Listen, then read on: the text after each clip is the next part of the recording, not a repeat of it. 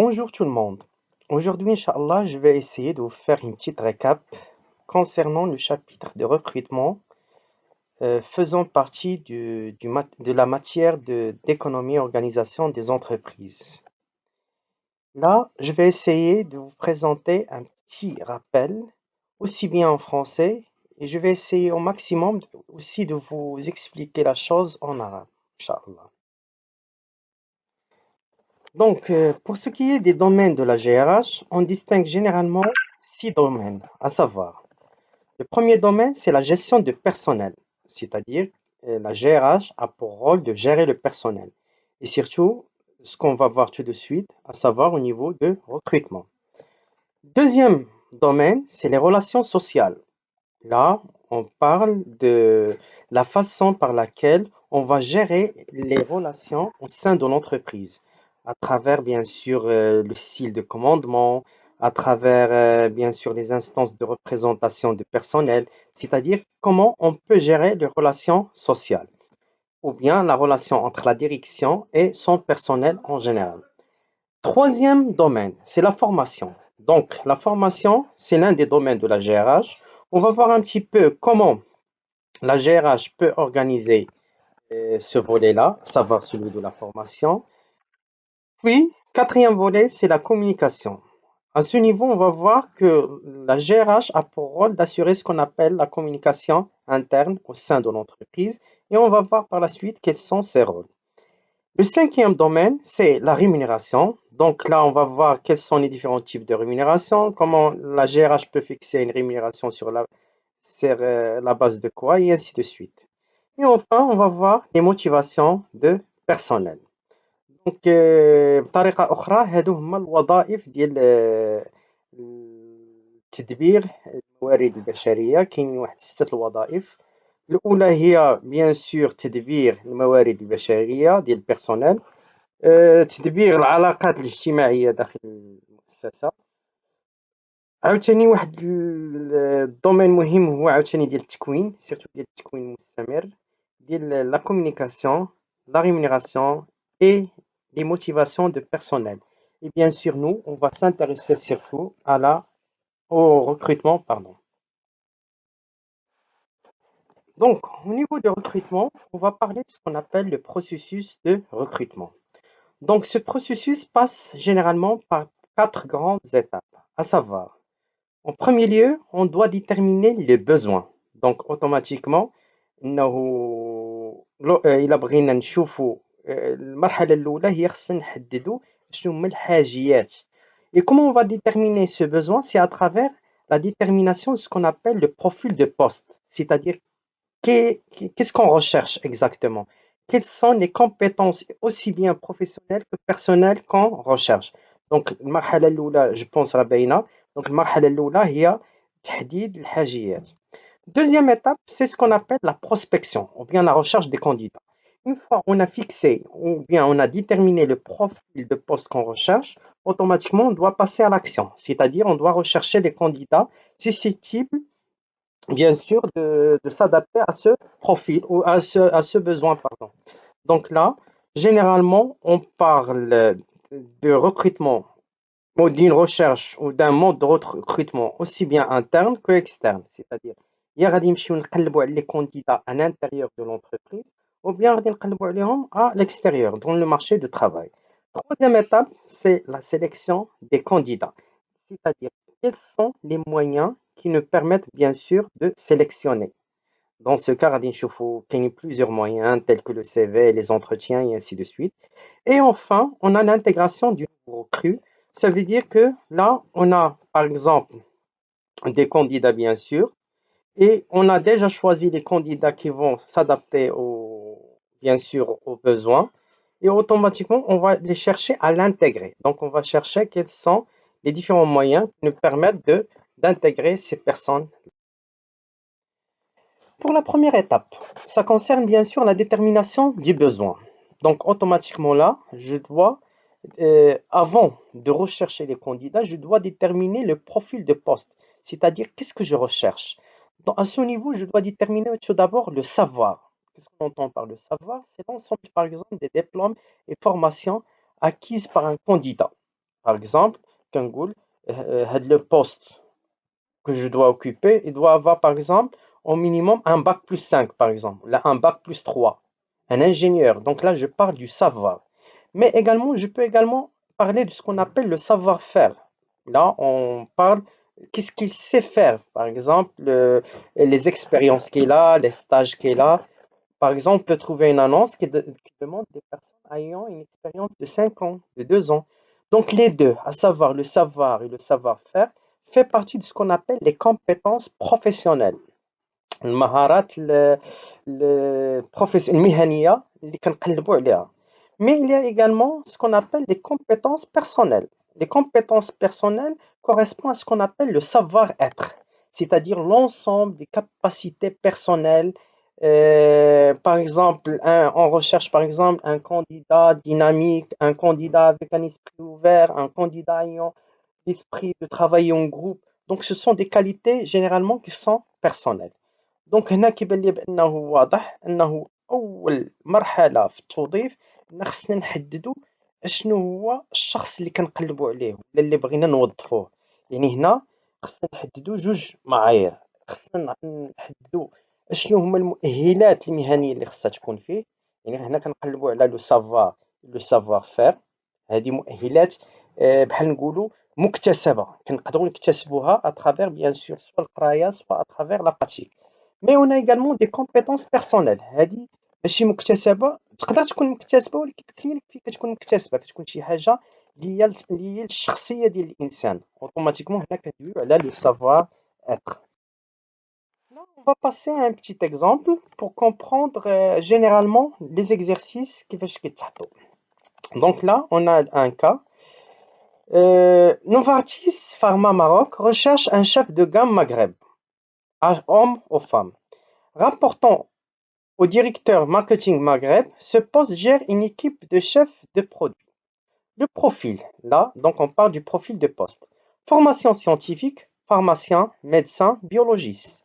Expérience de 5 années minimum, marketing des produits pharmaceutiques, capable de gérer une équipe de chefs de produits, maîtrise de la langue anglaise, maîtrise de l'outil informatique, dynamique et ayant le sens de responsabilité. Nous offrons une rémunération motivante, une possibilité de développement, une bonne ambiance de travail, des contacts à l'international. Merci d'envoyer votre CV, plus photo récente, plus prétention salariale à Novartis Pharma Maroc SA, 82 boulevard Chefchaouni, quartier industriel et Isber, Casablanca. Donc là, il s'agit d'une annonce. Donc généralement, quelles sont les questions qu'on peut me poser au niveau d'un tel document? Par exemple, on peut nous demander, par exemple, quel est le poste, par exemple, à occuper. Donc au niveau de cet exercice, le poste à occuper, c'est le chef de gamme Maghreb. Donc là, le poste, c'est chef de gamme. Par exemple, quelle est sa mission? Quelle est la mission de ce poste? C'est-à-dire la personne qu'on cherche à recruter, quelle est sa mission? المهمة ديالو. Donc هنا غيبان لنا أن المهمة c'est gérer une équipe de chefs de produits. Donc هذه هي المهمة ديالو, c'est sa mission. Par la suite, on peut nous demander par exemple de relever quelles sont les compétences personnelles et professionnelles. Par exemple, formation scientifique, là, pharmacien, médecin, biologiste, il s'agit là du savoir en général, donc ce sont des compétences professionnelles. L'expérience de 5 années minimum, ça rentre dans le cadre de savoir-faire, donc ce sont des compétences professionnelles. Capable de gérer une équipe de chefs de produits, ça rentre dans le savoir-faire, donc là, ça rentre dans le cadre des compétences professionnelles, et ainsi de suite. Donc là, à chaque fois, on doit relever les éléments pour mettre ça rentre dans le cadre des compétences personnelles ou la professionnelle. Par exemple, le fait d'être dynamique et ayant le sens de responsabilité. هنا عاوتاني كندويو على des compétences personnelles et ainsi de suite. Donc généralement, pour les exercices, les questions généralement posées, c'est par exemple de relever quel est le poste recherché par exemple, quelle est la mission. La mission, lorsque je parle de mission, c'est l'ensemble des tâches auxquelles le candidat doit réaliser au sein de l'entreprise. Et bien sûr, on peut vous demander de relever au cas, par exemple, le savoir, le savoir-faire, le savoir-être, ou bien on va vous demander, bien sûr, de relever quelles sont les compétences personnelles et les compétences professionnelles.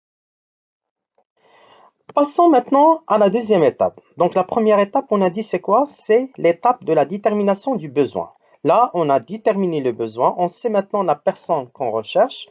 D'abord, il y a besoin ce qu'on appelle la prospection, bien la recherche des candidats. Généralement, on peut passer par deux modes. L'entreprise a le choix entre deux modes. Il peut choisir soit le recrutement interne ou bien le recrutement externe.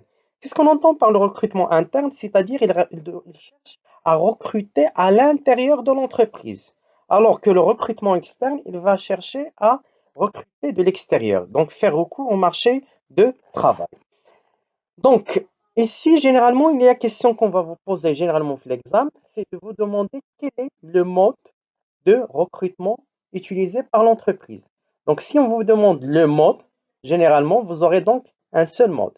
Mais l'entreprise, généralement, peut pratiquer les deux modes.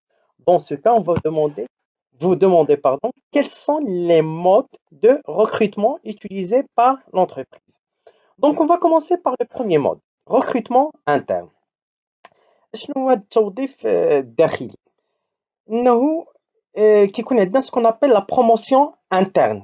كاين دي زونتربريز اللي كيبنيو لا بوليتيك ديالهم على الترقيه الداخليه، انه فين ما يكون شي بوست خاوي سيبيريور اون شيرش الناس اللي عندهم لو بروفيل، اللي عندهم دي كاباسيتي انهم يوكيبيو داك لو بوست. دونك هنا كندويو على بروموسيون انترن ولا لا موبيليتي انترن. دونك اوتوماتيكمون فين ما تبان لي بروموسيون انترن موبيليتي انترن، اوتوماتيكمون كيبان لي بان لونتربريز adopte un mode de recrutement interne. Je pense que c'est simple. عليها باغ اكزومبل كتلقاو بزاف ديال الناس ديجا خدامين وكيبقاو اون بلوس. بوركوا؟ اون سي جامي اون انتربريز كدير بروموسيون انترن اون فوا يكونوا لونتربريز ا ديتيرميني ان بروفيل وانا عندي دوك لي كاباسيتي بور اوكوبي داك لو بوست، اوتوماتيكمون نقدر نكون كانديدا ا سو بوست. Bien sûr, ce mode de recrutement va présenter des avantages et des inconvénients. Bien sûr, il y en a beaucoup, mais on va prendre seulement deux, car généralement, pour les examens, on va vous demander de citer en général un jusqu'à deux avantages et inconvénients. Pour les avantages, en général, on a tout d'abord, c'est très motivant pour le personnel. Le fait d'avoir une promotion interne, ça va permettre bien sûr une évolution de carrière des candidats. C'est pourquoi généralement, ça permet bien sûr de motiver le personnel. Également, c'est un moyen de recrutement qui est gratuit. Pourquoi gratuit? Ça ne nécessite rien. Normalement, une petite affiche de l'entreprise comme quoi on a besoin d'une personne. Donc, alors que si on fait recours au recrutement externe, on a des annonces, on a plusieurs choses, donc c'est très coûteux. Pour ce qui est des inconvénients, on a tout d'abord l'absence du son neuf. ما كايناش ديما جديده وسط الشركه، الناس ديجا اللي عندك في الداخل وغادي تعاود تغوكريتي في الداخل، دونك ما كايناش ديما جديده. كاين ان بروبليم d'évaluation des candidats. Par exemple, j'ai trois candidats qui satisfont les critères, c'est-à-dire leur profil correspond au profil recherché. Mais comment je dois faire cette évaluation? Donc ça pose problème et ça peut entraîner même une perturbation pardon, du climat social. C'est bon? Pour ce qui est du recrutement externe, c'est lorsqu'on va faire recours au marché du travail. Donc, on va faire recours à l'extérieur. On va rechercher des candidats à l'extérieur en utilisant ce qu'on appelle des moyens de recrutement qu'on va voir par la suite. Donc, automatiquement, dans le document, lorsque je retrouve que l'entreprise a utilisé un certain nombre de moyens de recrutement, automatiquement, je veux dire que l'entreprise adopte un recrutement externe.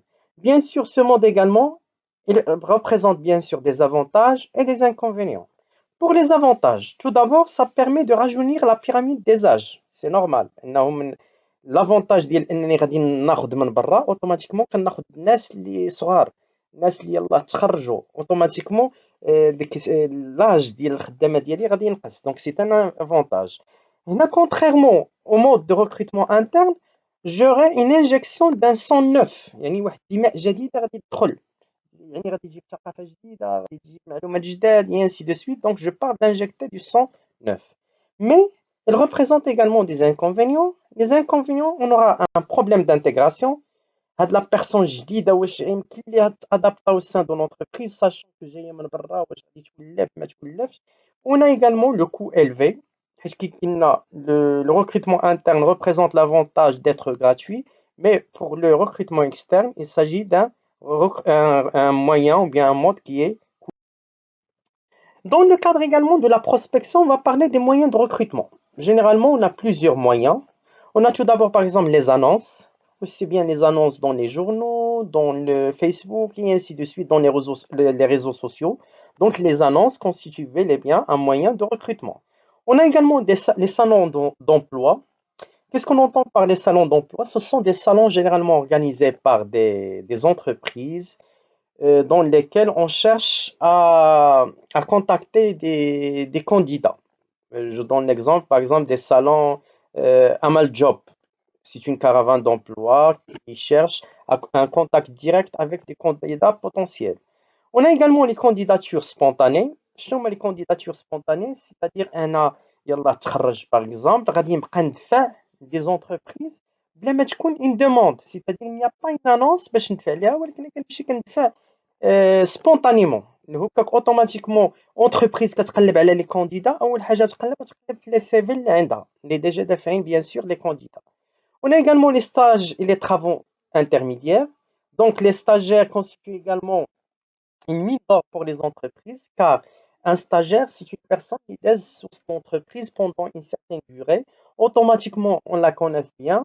Donc, une fois يبان un stagiaire qui خدم مزيان وهذا, vaut mieux ناخذو من les stagiaires, ما ناخذوش من برا. C'est pourquoi on peut constituer les stages comme étant un moyen de recrutement.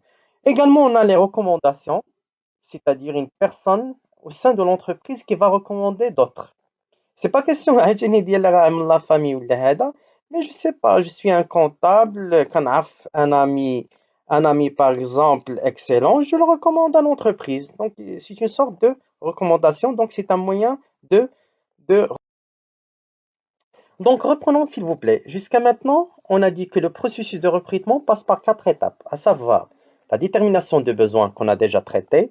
Deuxième étape, c'est la recherche des candidats ou bien la prospection du marché.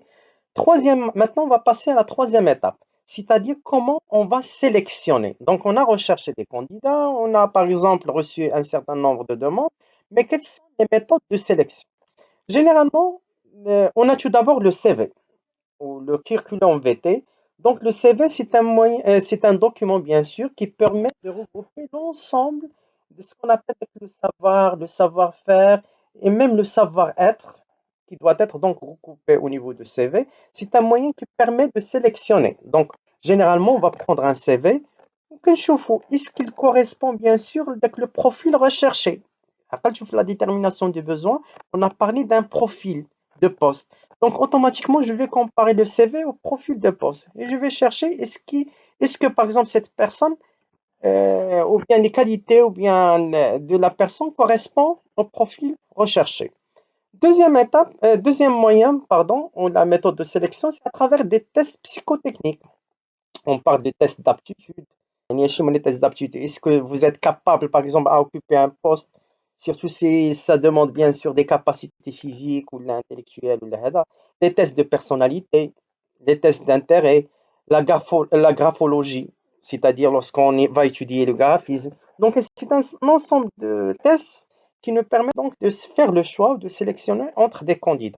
On peut passer également par des essais professionnels. On va leur donner une période d'essai pour voir si la personne adaptée à nos besoins. Il y a également les entretiens. Ici, on peut parler bien sûr d'entretiens individuels ou bien des entretiens de groupe. Donc, l'essentiel, ce sont des méthodes utilisées généralement par les entreprises pour sélectionner entre un certain nombre de candidats. Et maintenant, on va passer à la dernière étape au niveau du processus de recrutement, à savoir l'étape d'intégration du nouveau recrue.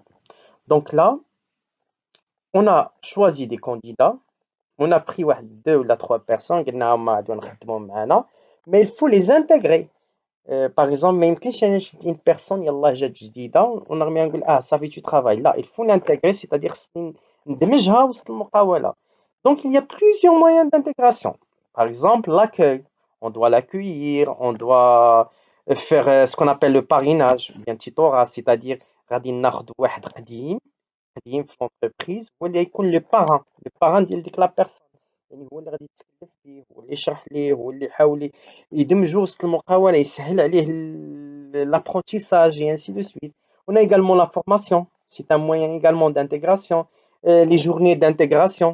Les journées d'intégration, généralement, par exemple, كاين سيتي اللي كيديروا واحد الحفيلة كيانتيغريو فيها جداد مع القدام et ainsi de suite. Et ainsi